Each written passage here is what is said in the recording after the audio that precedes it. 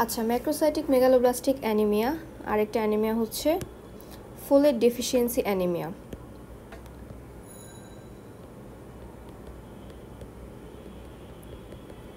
Folate deficiency anaemia, এই দুইটা অ্যানিমিয়াকে একসাথে বলা হয় কোনো কোনো সময় ভিটামিন ডেফিসিয়েন্সি অ্যানিমিয়া। কারণ ফোলেট ডেফিসিয়েন্সি অ্যানিমিয়া ফোলেট ডেফিসিয়েন্সির কারণে হচ্ছে, ম্যাক্রোসাইটিক মেগালোব্লাস্টিক অ্যানিমিয়া হচ্ছে ভিটামিন B12 এর ডেফিসিয়েন্সির জন্য। তো এখানে মেগালোব্লাস্টিক কথাটা, এটার মানেটা কি? মেগালোব্লাস্টিক কথাটার মানেটা কি? এটার মানে হচ্ছে যে এটা একটা erythroid precursor sell,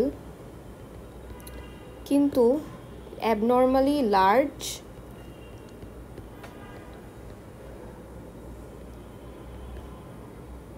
and nucleated. তার মানে মেগালোব্লাস্টিক কথাটার মানে হচ্ছে যে নাম্বার 1, যে এরিথ্রয়েডের প্রিকারসার সেলগুলো আছে তারা হবে অ্যাবনর্মালি লার্জ এবং হবে হচ্ছে গিয়ে নিউক্লিয়েটেড।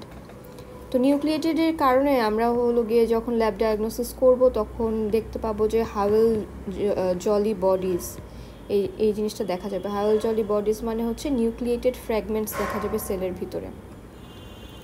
তাহলে এটা হচ্ছে মেগালোব্লাস্টিক অ্যানিমিয়া। মেগালোব্লাস্টিক অ্যানিমিয়াতে আমরা মেনলি কি ফাইন্ডিং পাই?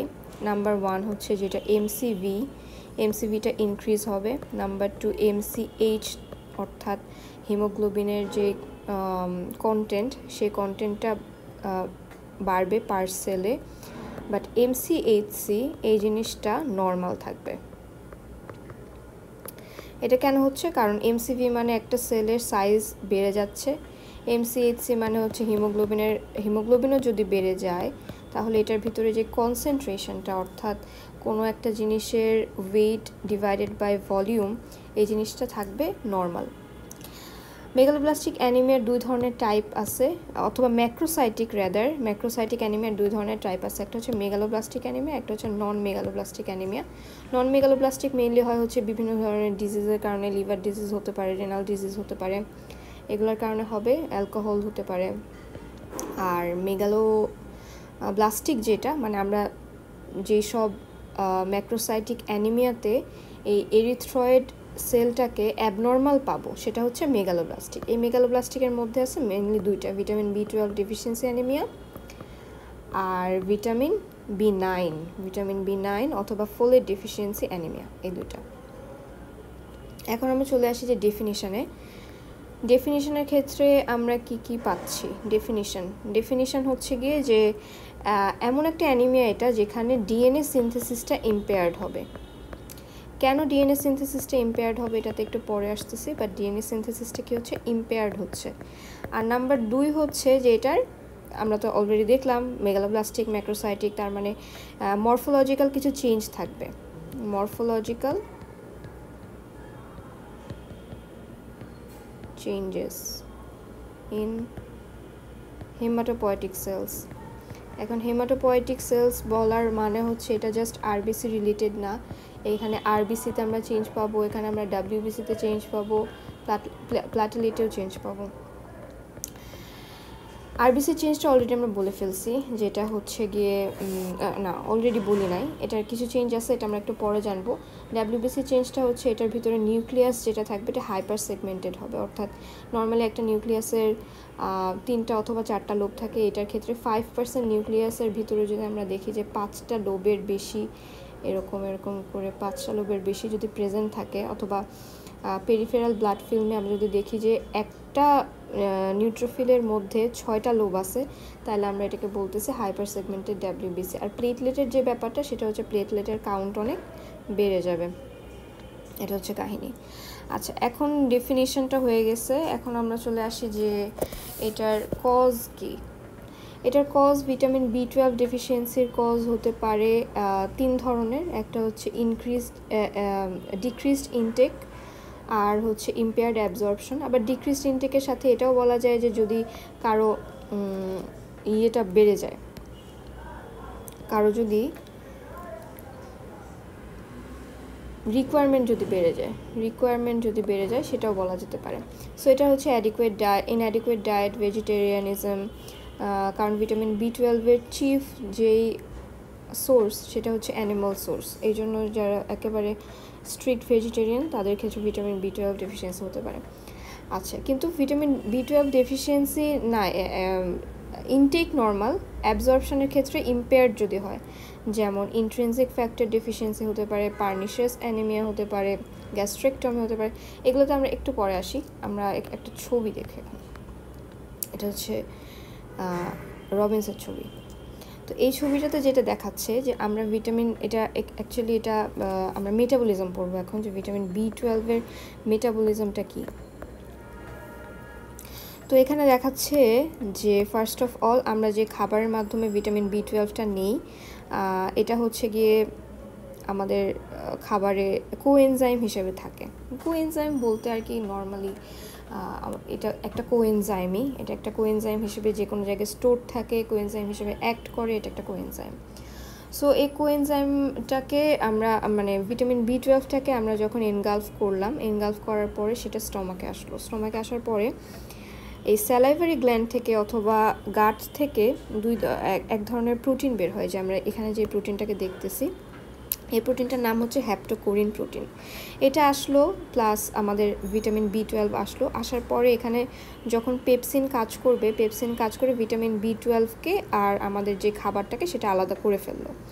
এরপরে এখান থেকে প্যারাইটাল সেল থেকে আমরা জানি ইন্ট্রিনসিক ফ্যাক্টর সিক্রেট হবে। ইন্ট্রিনসিক ফ্যাক্টর এখানে অ্যাড হবে না, এটা যখন ধীরে ধীরে ধীরে ধীরে আরও এখানে অ্যাড হবে হচ্ছে গিয়ে হ্যাপ্টোকোরিন। হ্যাপ্টোকোরিনের সাথে ভিটামিন B12 একটা বাইন্ড হবে। এখানে বাইন্ড হওয়ার পরে এটা এসে ডুওডেনামে যে আলাদা হয়ে যাবে, আলাদা হয়ে ডুওডেনামেই এটা অ্যাড হবে, ঠিক আছে, ইয়ার সাথে ইন্ট্রিনসিক ফ্যাক্টরের সাথে ভিটামিন B12টা অ্যাড হবে। এরপরে আইলিয়ামে যে কী হবে, আইলিয়ামের যে সেলগুলো আছে, এন্টেরোসাইট আইলিয়াল সেলগুলো আছে, এখানে একটা রিসেপ্টর আছে। এই রিসেপ্টর নাম হচ্ছে কিউবিউলিন রিসেপ্টর। এটা হচ্ছে ইন্ট্রিনসিক ফ্যাক্টর রিসেপ্টর, যেখানে ইন্ট্রিনসিক ফ্যাক্টর বাইন্ড হয়েছে। এটার মাধ্যমে ভিটামিন B12টা রিসেপ্টর মিডিয়েটেড এন্ডোসাইটোসিস হয়ে সেলের ভিতরে ঢুকে যাবে। এরপরে ঢুকে সেটা ট্রান্সকোবালামিন একটা ট্রান্সপোর্ট প্রোটিন বলা যায়, অথবা ক্যারিয়ার প্রোটিন বলা যায়, এটার সাথে একটা কমপ্লেক্স ফর্ম করবে। কমপ্লেক্স ফর্ম করে সেটা পোর্টাল ভেনের মাধ্যমে সার্কুলেশনে চলে যাবে, সার্কুলেশন থেকে আলটিমেটলি বোন ম্যারোতে চলে যাবে। বোন ম্যারোতে যে আর কি এরিথ্রোপয়েসিসে হেল্প করবে।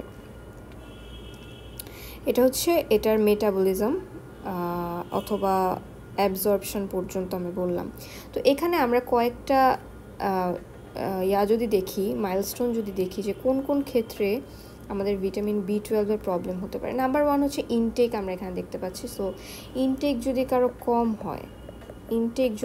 কম হয়, অথবা যেটা বললাম যে আমাদের রিকোয়ারমেন্টই যদি কারো বেশি হয়, রিকোয়ারমেন্ট বেশি হয় কোন কোন কেসে, রিকোয়ারমেন্ট প্রেগনেন্সিতে বেশি হতে পারে, এরপরে বিভিন্ন ধরনের ডিজিজ কন্ডিশন যেমন ক্যান্সারে বেশি হতে পারে, ওল্ড এজে বেশি হতে পারে। So these are the physiological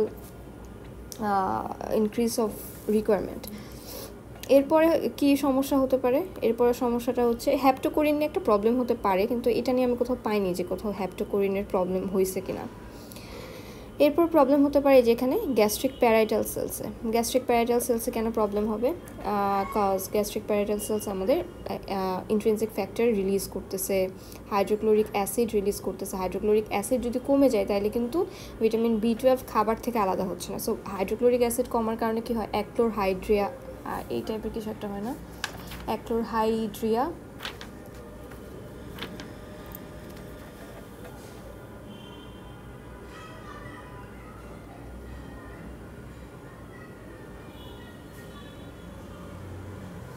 এবং তো পাচ্ছি না, বাট এই টাইপের কিছু হাইড্রোক্লোরিক অ্যাসিড যখন কমে যায়, বা ডিসপেপসিয়া, তো এটা এখানে একটা প্যাথোলজি হতে পারে। এরপরেরটা হচ্ছে ইন্ট্রিনসিক ফ্যাক্টর যদি কমে যায়, সেই ক্ষেত্রে আমরা দেখবো যে ভিটামিন B12-এর ডেফিসিয়েন্সি হচ্ছে, ভিটামিন B12 ডেফিসিয়েন্সি অ্যানিমিয়া হচ্ছে। এরপরে কি আইলিয়ামে চলে আসে আমরা। আইলিয়ামের ক্ষেত্রে আমরা কী প্রবলেম পাবো, আচ্ছা, মোস্ট ইম্পর্ট্যান্ট হচ্ছে গ্যাস্ট্রিক প্যারাইটাল সেল তো বললাম, এটার সাথে আছে হলো গিয়ে কিছু সার্জিক্যাল কন্ডিশন, অর্থাৎ গ্যাস্ট্রিকটমি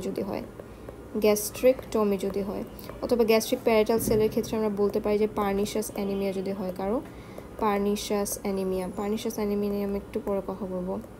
পার্নিশাস অ্যানিমিয়া যদি হয়। আচ্ছা, এখন আইলিয়াম সেলের মধ্যে কি হবে যে অ্যাবজর্ব, দুই ধরনের প্যাথোলজি হতে পারে। একটা হচ্ছে অ্যাবজর্পটিভ যেই সারফেসগুলা, এই সারফেসটা কমে যেতে পারে। কেন কমবে কেন? একটা হচ্ছে লিম্ফোমা হলে কমতে পারে, ক্রন ডিজিজে কমতে পারে, আর একটা হচ্ছে ম্যাল অ্যাবজর্পশন সিনড্রোমে কমতে পারে। এটা ছাড়া আরেকটা জিনিস হয়, সেটা হচ্ছে যে যদি ব্যাকটেরিয়াল ইনফেকশন হয় অথবা টেপওয়ার্ম ইনফেকশন হয় অথবা ট্রপিক্যাল স্প্রু ইনফেকশন হয়, সেই ক্ষেত্রে এই ব্যাকটেরিয়াল এই টেপওয়ার্মরা আমাদের ভিটামিন B12-এর সোর্সের সাথে কম্পিট করে ওরা ভিটামিন B12কে নিতে চায়, তো সেই ক্ষেত্রেও এটা প্রবলেম করতে পারে। সো এই হলো মোটামুটি আমাদের মেটাবলিজমটা। আর মেটাবলিজম ওয়াইজ আমরা পড়ে ফেললাম যে কোন কোন ক্ষেত্রে আমাদের ভিটামিন B12 ডেফিসিয়েন্সি অ্যানিমিয়া হতে পারে। এখানে একটু আমরা রিভিউ করি। একটা হচ্ছে ইন্ট্রিনসিক ফ্যাক্টরের ডেফিসিয়েন্সি হয়ে গেছে, পার্নিশাস অ্যানিমিয়া, গ্যাস্ট্রিকটমি, ম্যাল অ্যাবজর্পশন স্টেট, এটা হচ্ছে যে আইলিয়ামের কারণে, ডিফিউজ ইন্টেস্টিনাল বিভিন্ন ধরনের ডিজিজ যেমন লিম্ফোমা, সিস্টেমিক স্ক্লেরোসিস, তারপর ileal resection, ileitis, competitive parasitic uptake, যেটা প্যারাসাইটিকের আপটেক বললাম, fish tapeworm infestation and bacterial overgrowth in blind loops and diverticula of bowel. Blind loop মানে যেখানে আর কি কার্ডিস্যাক, যেটার পরে আর কোনো পথ না, এরকম লুপের মধ্যে যদি ব্যাকটেরিয়াল ওভারগ্রোথ হয়ে যায়, সেক্ষেত্রে এরকম হতে পারে। আচ্ছা, এরপর আমরা যদি ফোলেট অ্যাসিড ডেফিসিয়েন্সিতে চলে আসি, ফোলেট অ্যাসিড ডেফিসিয়েন্সির আগে, আচ্ছা ঠিক আছে, ফোলেট অ্যাসিড ডেফিসিয়েন্সি, ঠিক আছে, ফোলেট অ্যাসিড ডেফিসিয়েন্সি এটাও সেম জিনিস, ইনটেক ডিক্রিজড হয়ে যাবে, অ্যাবজর্পশন ইম্পেয়ার্ড হয়ে যাবে। আরেকটা এখানে অ্যাড করতে হবে যে লসটা যদি বেশি হয়ে যায়, এবং হিমোডায়ালাইসিসের ক্ষেত্রে এটা লস হয়ে যেতে পারে। আবার রিকোয়ারমেন্ট ইনক্রিজড আর ইম্পেয়ার্ড ইউটিলাইজেশন। মাঝে মধ্যে ফলিক অ্যাসিড বিভিন্ন ধরনের অ্যান্টাগনিস্ট, যেমন বিভিন্ন ধরনের ড্রাগস কাজ করে, anticonvulsant drug, oral contraceptive drug, এরা হলো গিয়ে ফলিক অ্যাসিডের অ্যান্টাগনিস্ট হিসেবে কাজ করে। আরেকটা আছে যে কিছু আর মানে অন্য ড্রাগ, যেমন ইমিউনোসাপ্রেসিভ মেথোট্রেক্সেট ড্রাগ, এই ড্রাগগুলো কী করে, এই যে মেটাবলিক ইনহিবিটার্স অফ ডিএনএ সিনথেসিসকে ইনহিবিট করবে। ডিএনএ সিনথেসিসকে ইনহিবিট করলে কী হবে, আলটিমেটলি মেগালোব্লাস্টিক অ্যানিমিয়া হবে। So these are the causes of megaloblastic vitamin B12 deficiency anaemia, megaloblastic anaemia, folic acid deficiency anaemia. তাহলে আমাদের কজ মোটামুটি শেষ। এখন আমরা একটু কজের ভিতরে চলে যাব, যে ফলিক অ্যাসিড অথবা ভিটামিন B12 এমন কি করতেছে যে আমরা তাদেরকে এত গুরুত্ব দিতেছি। লেখার জায়গা নাই, আচ্ছা এখানে লিখি। ওকে, তো ফার্স্ট অফ অল যেটা বলছি যে এরা হলো গিয়ে কোএনজাইম, দুইটাই কোএনজাইম হিসেবে কাজ করবে। অ্যান্ড কোএনজাইম হিসেবে যে কাজটা করবে সেটা হচ্ছে ডিএনএ সিনথেসিস। ইনডিরেক্টলি এটা অ্যাকচুয়ালি ডিএনএ সিনথেসিসে হেল্প করে, ইনডিরেক্ট ডিএনএ সিনথেসিসে হেল্প করবে। তো ডিএনএ সিনথেসিসে কীভাবে হেল্প করবে সেটা একটু পরে আসতেছি, কিভাবে হেল্প করবে, বাট ধরে নিলাম যে ডিএনএ সিনথেসিসে হেল্প করতেছে। তো এখন ডিএনএ সিনথেসিস যদি ভিটামিন B12 ডেফিসিয়েন্সি যদি হয়, তাহলে ডিএনএ সিনথেসিস হবে না। ডিএনএ সিনথেসিস যদি না হয়, তাহলে এখান থেকে আমরা দুই ধরনের প্যাথোলজি দেখতে পাই। একটা হচ্ছে যে নিউক্লিয়ার যে ম্যাচুরেশনটা, এই ম্যাচুরেশনটা হ্যাম্পার্ড হচ্ছে, অর্থাৎ এই ম্যাচুরেশনটা হ্যাম্পার্ড হওয়ার কারণে আমরা কি দেখব, যে ক্লিনিক্যাল ফাইন্ডিংগুলো আমরা দেখব হচ্ছে ক্রোমাটিন, যে ক্রোমাটিনটা আছে, এই ক্রোমাটিনটা লুজলি বাউন্ড থাকবে, টাইটলি বাউন্ড থাকবে না, যে ক্রোমাটিনটা আমরা দেখতে পাবো। এটা অবভিয়াসলি আরবিসির ভিতরের কথা বলতেছি না, আমি এটা এরিথ্রয়েড সেলের কথা বলতেছি, যে এরিথ্রয়েড সেলে ক্রোমাটিন থাকে তার কথা বলতেছি। এটা একটা ব্যাপার। আরেকটা ব্যাপার হচ্ছে কি, যে এরা কি করবে, যে সেল ডিভিশনটাকেও ব্লক করে দিবে। আচ্ছা, আমি অরেঞ্জ কালারটা ইউজ করতেছি অনলি ক্লিনিক্যাল ফাইন্ডিংয়ের জন্য। সেল ডিভিশনটাকে ব্লক করে দেবে। এখন সেল ডিভিশন যদি ব্লক হয়ে যায়, আমরা জানি যে এরিথ্রোপয়েসিসের ভিতরে অনেকগুলো স্টেজের মধ্যে অনেক ধরনের চেঞ্জ হয়। এর মধ্যে যে পলিক্রোম্যাটিক এরিথ্রোব্লাস্ট আছে, পলিক্রোমাটিক এরিথ্রোব্লাস্ট স্টেজ পর্যন্ত কিন্তু অ্যাক্টিভ মাইটোসিস হয়। সো সেই অ্যাক্টিভ মাইটোসিস যদি বন্ধ হয়ে যায় এখানে, তাহলে পলিক্রোমাটিক থেকে মাইটোসিস হচ্ছে না। মাইটোসিস হচ্ছে না মানে কি? আরবিসি কাউন্ট কম। আরবিসি কাউন্ট কম মানে কি? আরবিসি কাউন্ট কম মানে পিসিভি কম। পিসিভি কম মানে কি? আমরা যদি এমসিভি এর ইয়াটা লিখি, MCV equals to PCV divided by number of RBC. আচ্ছা, এখানে আমি একটা কথা বলি, এই পিসিভি অ্যাকচুয়ালি কম না। পিসিভি কম না, পিসিভি কম না কারণ হচ্ছে গিয়ে আমাদের আরবিসি তো ম্যাক্রোসাইটিক, তার মানে ও হয়তো বা 2টা সেলের জায়গায় একটা সেল হয়ে আছে, বাট ওর ভলিউমে কোনো চেঞ্জ হয় নাই। সো পিসিভিটা নর্মাল আছে। সো এই ক্ষেত্রে পিসিভি নর্মাল, বাট আরবিসির যে টোটাল কাউন্টটা সেটা যদি কম হয়, তাহলে আমরা জানি যে এখানে এমসিভিটা বেড়ে যাচ্ছে। সো আমাদের ম্যাক্রোসাইটিক মেগালোব্লাস্টিক অ্যানিমিয়াতে আমাদের এমসিভি বেড়ে যাচ্ছে, বাট পিসিভি নর্মাল আছে। আর আরবিসি কাউন্ট কমে যাচ্ছে কারণ এখানে সেল ডিভিশন হচ্ছে না। বাট হিমোগ্লোবিনের এখানে কোনো অ্যাবনর্মালিটি নাই, হিমোগ্লোবিনটা নর্মাল আছে। তো এই হচ্ছে গিয়ে আমাদের মোটামুটি কারণ।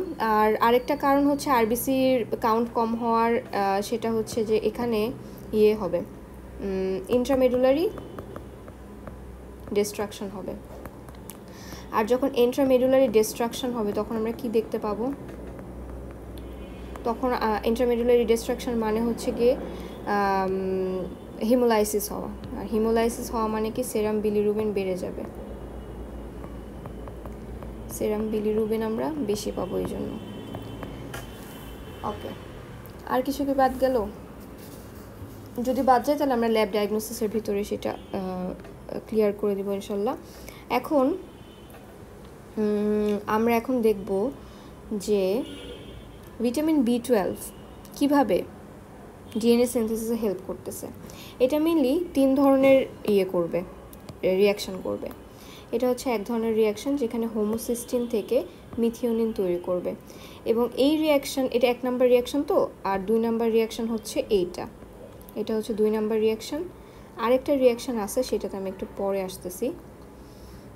তো 1 নাম্বার রিয়াকশন যেটা, 1 নাম্বার রিয়াকশনে দেখা যাচ্ছে হোমোসিস্টিন থেকে মিথিওনিন তৈরি করতেছে, অ্যান্ড দেন মিথিওনিন তো একটা অ্যামাইনো অ্যাসিড, সেটা অন্য কাজে চলে গেল। বাট এখান থেকে এটা তৈরি হওয়ার সময় আমাদের মিথাইল কোবালামিন, অর্থাৎ active form of vitamin B12 যেটা, সে একটা মিথাইল গ্রুপকে লস করে। এখান থেকে একটা মিথাইল গ্রুপ লস করে এই যে এখানে এসে জাস্ট কোবালামিন হয়ে আসে। তো এই কোবালামিনটা আবার কি করে, এন মিথাইল টেট্রাহাইড্রোফোলেট যেটা আছে, অর্থাৎ এইটা হচ্ছে আমাদের ডায়েটারি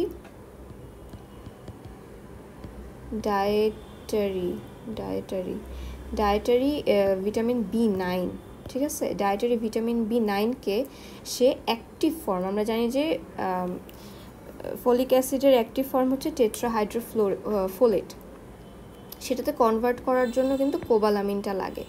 আর যখন কোবালামিন এই রিয়াকশানে যায় তখন সে আবার একটা মিথাইল গেইন করে। তো এই যে একটা সার্কেল, ভিটামিন B12 এর সার্কেল যেটা, এটা কিন্তু খুবই একটি ইন্টারেস্টিং ব্যাপার যে একটা ভিটামিন B12 বারবার একই সাইকেলে ইউজড আপ হতে পারতেছে। এটার কারণে ভিটামিন B12 আর ফলিক অ্যাসিডের যে রিকোয়ারমেন্ট, সেটার মধ্যে অনেক বড় একটা পার্থক্য আছে। যে ভিটামিন B12 আমাদের ডেইলি রিকোয়ারমেন্ট হচ্ছে 2 to 4 মাইক্রোগ্রাম, আর ফলিক অ্যাসিডের রিকোয়ারমেন্ট হচ্ছে অ্যাবাউট 100 to 400 মাইক্রোগ্রাম। সো এটা একটা মজার জিনিস। তো ডায়েটারি ফোলেট যেটা হলো, ডায়েটারি ফোলেট থেকে আমরা অ্যাক্টিভ ফোলেট পেলাম বা ফলিক অ্যাসিড পেলাম।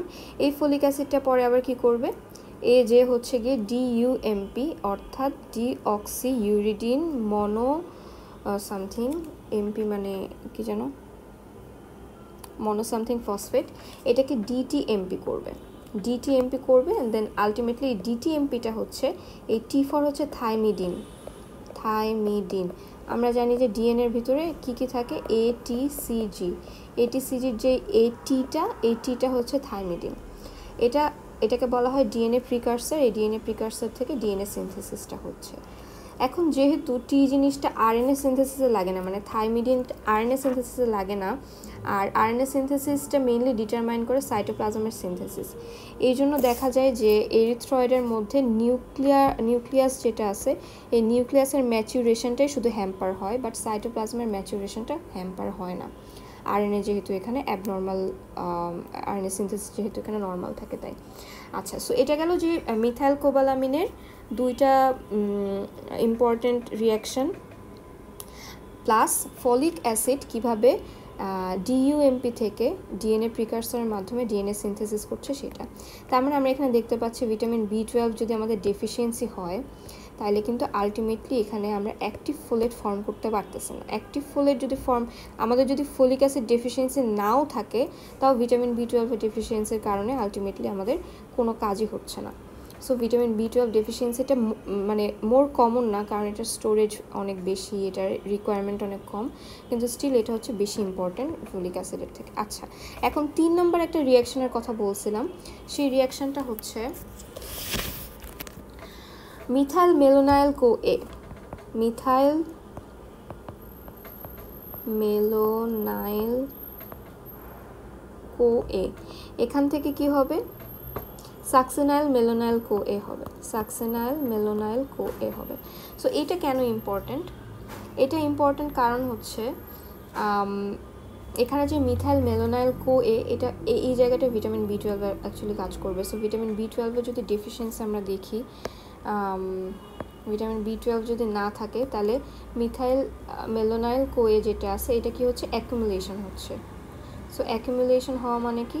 অ্যাকুমুলেশন হওয়া মানে আইদার এটা পারসিস্ট করবে বডিতে, নাহলে বডি থেকে বের হয়ে যাবে।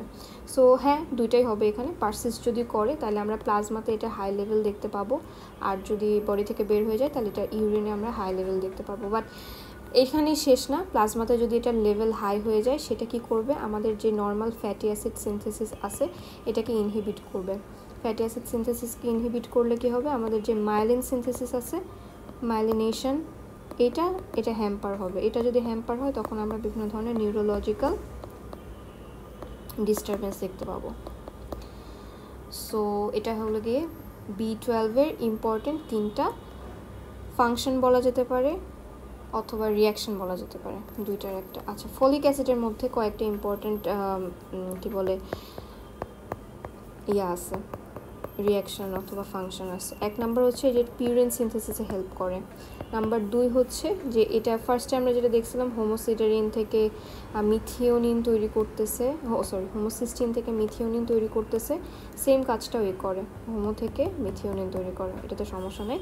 নাম্বার 3 আমরা দেখলাম যে ডিইউএমপি থেকে ডিটা ছোট হতে হবে এখানে, টিএমপি করবে, অ্যান্ড ডিটিএমপি থেকে আলটিমেটলি ডিএনএ করবে। সো এটা কিন্তু অনেক ইম্পর্টেন্ট একটা রিয়াকশন, যেটা অনেক ফলিক অ্যাসিড করতেছে। এখানে বি12-এর কোনো হাত নাই। বি12-এর হাত আছে যে এটা ফলিক অ্যাসিডকে টেট্রাহাইড্রোফোলেটে তৈরি না করলে তো এটা হতো না, কিন্তু স্টিল ডিএনএ সিনথেসিসে একেবারে মানে ফ্রন্ট লাইনার হচ্ছে ফলিক অ্যাসিড। নাম্বার 4 হচ্ছে হিস্টিডিন। হিস্টিডিন এক ধরনের এক ধরনের অ্যামাইনো অ্যাসিডটাকে দেখি তো,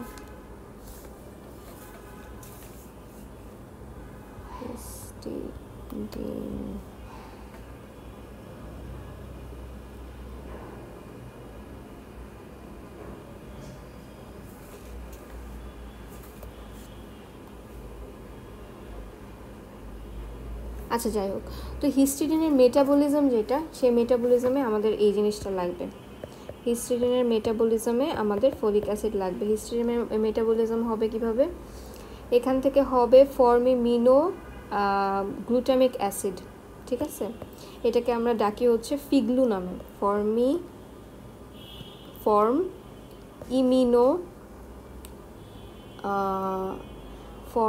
ইমিনো গ্লুটামিক অ্যাসিড, GLU, ফিগলু নামে ডাকি। সো এটা আবার কি করবে? আলটিমেটলি গ্লুটামিক অ্যাসিড করবে। আমরা জানি গ্লুটামিক অ্যাসিড একটা নিউরোট্রান্সমিটার হিসেবে কাজ করে, এটা ছাড়া প্রোটিন সিনথেসিসেও হেল্প করে। তো ফিগলু থেকে যখন গ্লুটামিক অ্যাসিড হবে না, এই জায়গাটাই F9 কাজ করে মেইনলি, এই জায়গাটাই। সো যদি আমাদের F9-এর ডেফিসিয়েন্সি হয় তাহলে আমাদের ফিগলুটা কি হচ্ছে? অ্যাকুমুলেটেড হচ্ছে। এই ক্ষেত্রে আমরা একটা ব্যাপার পাবো যে ইউরিনে আমরা ফিগলুকে পাবো, ইউরিনে প্রেজেন্ট থাকবে। গেল তাহলে ফলিক অ্যাসিডের ফাংশন মোটামুটি শেষ।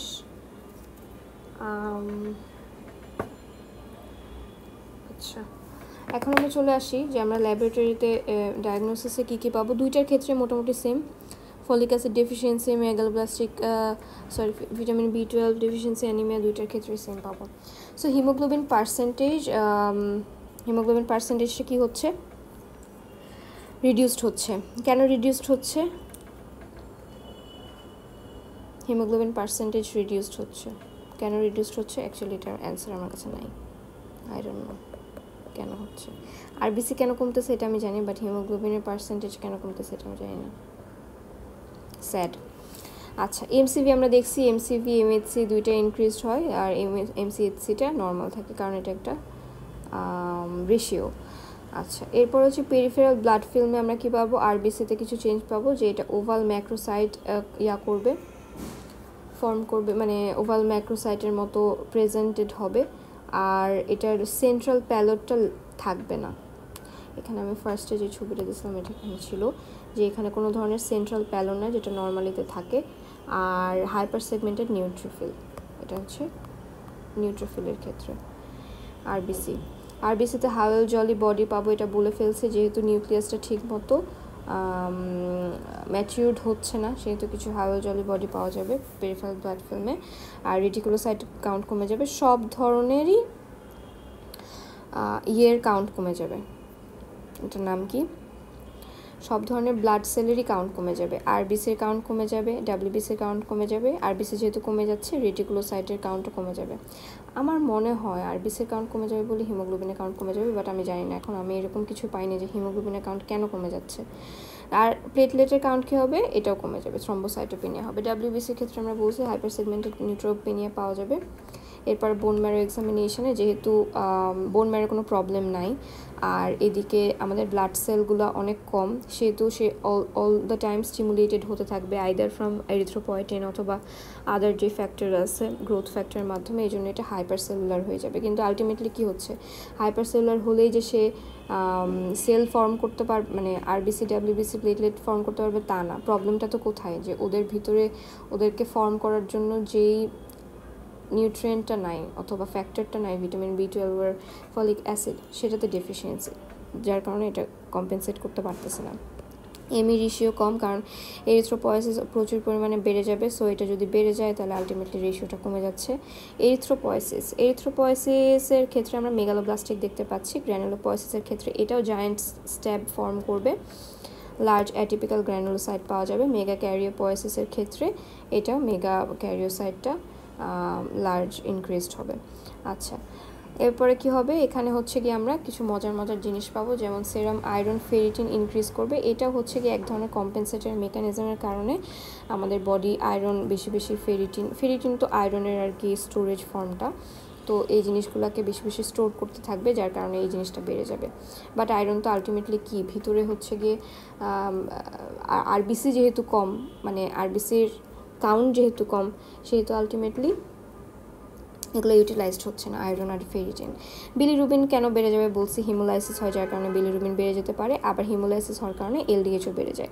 হ্যাপ্টোগ্লোবিন বেড়ে যাবে কেন? কারণ হিমোলাইসিস হওয়ার পরে যেই ফ্র্যাগমেন্টেড হিমোগ্লোবিনগুলো থাকে, এই হিমোগ্লোবিনগুলোকে ক্লিয়ার করার জন্য হ্যাপ্টোগ্লোবিন আসে।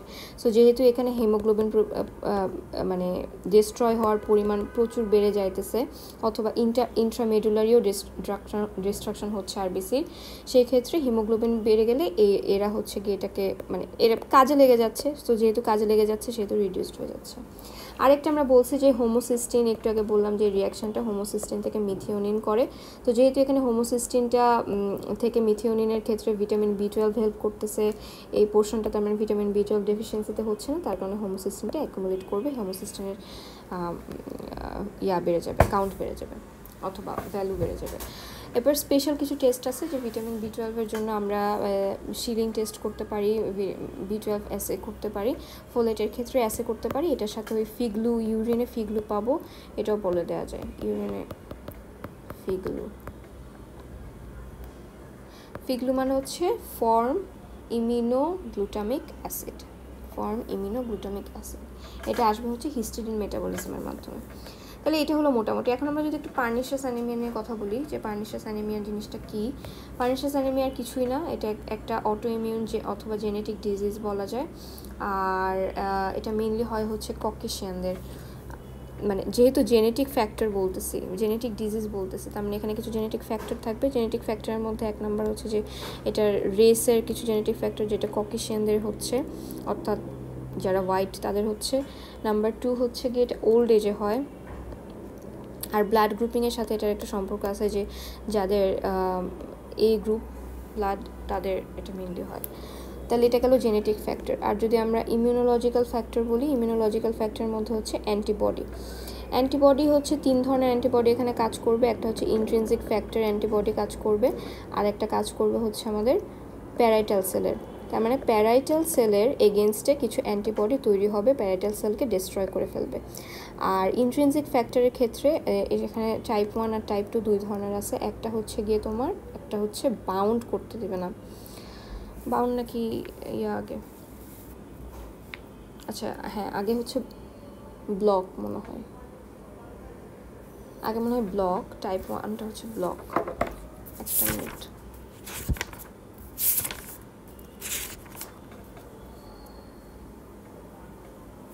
হ্যাঁ ব্লক। টাইপ 1টা হচ্ছে ব্লক, এটা হচ্ছে টাইপ 1, এটা হচ্ছে টাইপ 2। সো টাইপ 1 হচ্ছে ব্লক। ব্লক মানে কি, যে ইন্ট্রিনসিক ফ্যাক্টরের সাথে যখন ওই যে আমাদের ওই রিয়াকশানটাতে আমরা যখন দেখছিলাম যে ইন্ট্রিনসিক ফ্যাক্টরের সাথে এই জিনিসটা অ্যাড হয়, কি বলে, ইন্ট্রিনসিক ফ্যাক্টরের সাথে ভিটামিন B12টা বাউন্ড হয়। সো এই বাউন্ডটাকে ব্লক করে দিবে হচ্ছে এই অ্যান্টিবডিটা, মানে ইন্ট্রিনসিক ফ্যাক্টরের সাথে ভিটামিন B12কে বাউন্ড হতে দিবে না, এটা মানে ব্লক করে দিবে আর কি। এটাকে বলা হচ্ছে ব্লকিং অ্যান্টিবডি। আর বাইন্ডিং অ্যান্টিবডিটা কি? বাইন্ডিং অ্যান্টিবডিটা হচ্ছে এই যে এখানে যে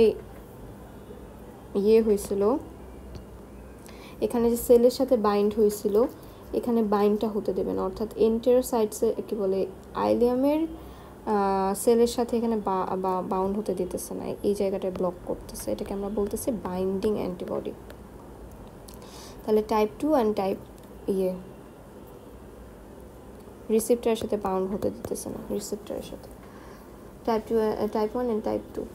তো ফার্স্টে যেটা ব্লকিং প্যারাইটাল সেলের এগেনস্টে যে অ্যান্টিবডিটা, সেটা দেখা যায় যে মেনলি 85 থেকে 95 কেসে দেখা যায়, 95 কেসে। আর এই দুইটার মধ্যে এই ব্লকিং যেটা, ব্লকিংটা হচ্ছে গিয়ে অ্যাবাউট 75%। আচ্ছা, সো এখানে কি হইতেছে, parietal cell killed by CD4 T cells. এখানে প্যারাইটাল সেল কিল হয়ে যাওয়ার কারণে গ্যাস্ট্রিক অ্যাসিড কমে যাচ্ছে, ইন্ট্রিনসিক ফ্যাক্টর কমে যাচ্ছে, তার কারণে আলটিমেটলি ভিটামিন B12 অ্যাবজর্পশন হচ্ছে না। গ্যাস্ট্রিক অ্যাসিড যখন কমে যাচ্ছে তখন গ্যাস্ট্রিনের রিলিজ বেড়ে যাচ্ছে, কারণ এখানে নেগেটিভ ফিডব্যাক মেকানিজমটা নাই। গ্যাস্ট্রিক অ্যাসিড বেড়ে গেলে গ্যাস্ট্রিন কমে যেত, সেই ফিডব্যাকটা এখানে নাই, যার কারণে হাইপার গ্যাস্ট্রিনিমিয়া হচ্ছে, গ্যাস্ট্রিনিমিয়া হচ্ছে। হাইপার গ্যাস্ট্রিনিমিয়ার কারণে কি হচ্ছে, যে hyperplasia of antral gastrin producing G cells. আরেকটা জিনিস হতে পারে যে এই প্যারাইটাল সেলটা ইন্টেস্টিনাল সেলের মতো হয়ে যায়, এটাকে বলা হয় ইন্টেস্টিনালাইজেশন, ইন্টেস্টাইনের মতো হয়ে যায়। নর্মালি প্যারাইটাল সেল তো হাইড্রোক্লোরিক অ্যাসিড সিক্রেট করে, ইন্টেস্টাইন সেল কী করে, গবলেট সেলগুলো হচ্ছে মিউসিন সিক্রেট করে। সো এই ক্ষেত্রে এদের ক্যারেক্টারিস্টিক ফিচার হয়ে যায় ইন্টেস্টাইনের গবলেট সেলের মতো। আচ্ছা, আর কি হবে, এখানে অ্যাট্রফি হবে, গ্যাস্ট্রিক অ্যাট্রফি। গ্যাস্ট্রিক অ্যাট্রফি হওয়ার কারণে যে এটা হচ্ছে নর্মাল গ্যাস্ট্রিক বা স্টমাক, এখান থেকে এই স্টেজ, তারপরে হচ্ছে এই স্টেজে আসছে, তারপরে যে এখানে অ্যাট্রফি হয়ে হয়ে সেলগুলো, যে ব্লাড ভেসেলগুলো দেখা যাচ্ছে। সো এটাকে বলা হচ্ছে অ্যাট্রফিক চেঞ্জ। ওকে, আচ্ছা, আমরা টাঙের চেঞ্জ পাবো হচ্ছে অ্যাট্রফিক গ্লসাইটিস। অ্যাট্রফিক গ্লসাইটিস এটাকে বলা হয় বিফি টাং। বিফি টাং এই জন্য বলা হয় যে এটার কালারটা রেড, এই জন্য বিফি টাং বলা হয়। এর সাথে একে বলা হয় যে শাইনি, কারণ এটার যেই উপরের সেলগুলো এগুলোর অ্যাট্রফি হয়ে গেছে, এই জন্য এটাকে শাইনি বলে। আর যে এটা হচ্ছে ইন্টেস্টিনাল যে মেটাপ্লাসিয়ার কথা বললাম, যে নর্মালি এটা হচ্ছে গ্যাস্ট্রিক সেল, এটা আলটিমেটলি এই যে এই রূপটা নেয়, ইন্টেস্টাইনের মতো একটা ফিচার থাকে এটার। আচ্ছা, সো এখানে আমরা দেখতেছি যে ক্রনিক গ্যাস্ট্রাইটিস হইলো, গ্যাস্ট্রাইটিস হয়ে গ্যাস্ট্রিক অ্যাট্রফি হয়ে যাচ্ছে, এটা গ্যাস্ট্রিক অ্যাট্রফি। গ্যাস্ট্রিক অ্যাট্রফির পরে কি হলো, সরি, এটা হচ্ছে normal gastric mucosa. Chronic গ্যাস্ট্রাইটিসে inflammation হচ্ছে, ইনফ্লামেশন হয়ে এখানে অ্যাট্রফি হয়ে হয়ে যে সেলগুলো লস হয়ে যাচ্ছে, লস হয়ে যাওয়ার পরে এখানে কি হচ্ছে, ইন্টেস্টিনাল মেটাপ্লেশিয়া হচ্ছে। ইন্টেস্টিনাল মেটাপ্লেশিয়া ইন্টেস্টাইনের মতো ক্যারেক্টারিস্টিক ফিচার শো করবে। এখান থেকে অনেক বড় চান্স আছে ক্যান্সার হয়ে যাওয়ার, ডিসপ্লাসিয়া থেকে ক্যান্সার হয়ে যাওয়ার। আর এখানে যে ছবিটা দেখাইছি এখানে হচ্ছে কম্প্যারিজন বিটুইন নর্মোব্লাস্টিক এরিথ্রোপয়েসিস আর মেগালোব্লাস্টিক এরিথ্রোপয়েসিস। এখানে প্রোনর্মোব্লাস্ট এমন হয়, প্রোনর্মোব্লাস্ট এমন, বেজোফিলিক নর্মোব্লাস্ট এমন হয়, এখানে বেজোফিলিক নর্মোব্লাস্টটা, আর পলিক্রোম্যাটিকটা এই যে বড় বড় বড় বড় সবসময় বড়ই থাকে। আচ্ছা আচ্ছা, এখানে কয়েকটা আমরা মেগালোব্লাস্ট নিয়ে কথা বলছি, যে এটার মানে হচ্ছে large abnormal counter part of নর্মোব্লাস্ট। এটা ছাড়াও আরও কয়েকটা টার্ম আছে, ইনএফেক্টিভ এরিথ্রোপয়েসিস। ইনএফেক্টিভ এরিথ্রোপয়েসিস মানে হচ্ছে এরিথ্রোপয়েসিস হচ্ছে কিন্তু আলটিমেটলি এটা কি হচ্ছে, যে ডিস্ট্রয় করে ফেলতেছে, death of developing erythroid cell. Erythroid সেলগুলো কি ডিস্ট্রয় হয়ে যাচ্ছে, তার মানে আলটিমেটলি এরিথ্রোপয়েসিস করে কোনো লাভ হচ্ছে না। ডিজ এরিথ্রোপয়েসিস মানে কি, যে অ্যাবনর্মাল এরিথ্রোপয়েসিস যদি হয়, অ্যাবনর্মাল এরিথ্রোপয়েসিস মানে মরফোলজিক্যাল বিভিন্ন চেঞ্জ থাকবে, যেমন হাউল জলি বডি পাওয়া যাবে, নন নিউক্লিয়েটেড সেল। আর নিউক্লিয়েটেড সেল যদি হয় তাহলে এগুলো হচ্ছে গিয়ে নিউক্লিয়ার ব্রিজিং থাকবে, নিউক্লিয়ার জয়েন্ট বাই ব্রিজ। মায়োলোপয়েসিসের ক্ষেত্রে আমরা অ্যাবনর্মালিটি দেখব, যে জায়ান্ট মেটামায়োলোসাইট দেখব, যেহেতু ডিএনএ সিনথেসিস ইম্পেয়ার্ড, এটা আগে বলা হয়েছে। আর ক্যারিওপয়েসিসের ক্ষেত্রেও সেম, বোন ম্যারো আয়রন, এটা হচ্ছে normally bone marrow iron moderately increase থাকে, ভিটামিন B12 ফলিক, যে কোনো অ্যানিমিয়াতে আর কি। সো এটা হচ্ছে মোটামুটি পার্নিশাস অ্যানিমিয়া, মেগালোব্লাস্টিক অ্যানিমিয়া আর ফলেট ডেফিসিয়েন্সি অ্যানিমিয়া। এখন ম্যাক্রোসাইটিক অ্যানিমিয়ার ক্ষেত্রে কয়েকটা এক্সট্রা জিনিস দেখলাম। এক্সট্রা জিনিস বলতে ল্যাবরেটরি ডায়াগনোসিসের ক্ষেত্রে এক্সট্রা কিছু জিনিস ছিল, মোটামুটি সেম, 90%ই সেম, বাট 10% হচ্ছে এদিক ওদিক। বিশেষ করে কজটা অনেক বড় ম্যাক্রোসাইটিক অ্যানিমিয়ার কজ। একটা হচ্ছে ভিটামিন B12 ডেফিসিয়েন্সি, যেসব কজে হচ্ছে সেটা হতে পারে, ফোলেট ডেফিসিয়েন্সি হতে পারে। তারপরে আবার নর্মোব্লাস্টিক ম্যাক্রোসাইটিক অ্যানিমিয়ার ক্ষেত্রে কিছু কজ আছে, যে ম্যাক্রোসাইটিক সেলটা বড় বাট নর্মোব্লাস্টিক, মানে যে এরিথ্রোব্লাস্টিক সেল অথবা মাইলয়েড সেল সেইটা নর্মাল। আচ্ছা, তো মোটামুটি এটাই থাক, আর বেশি বড় করবো না।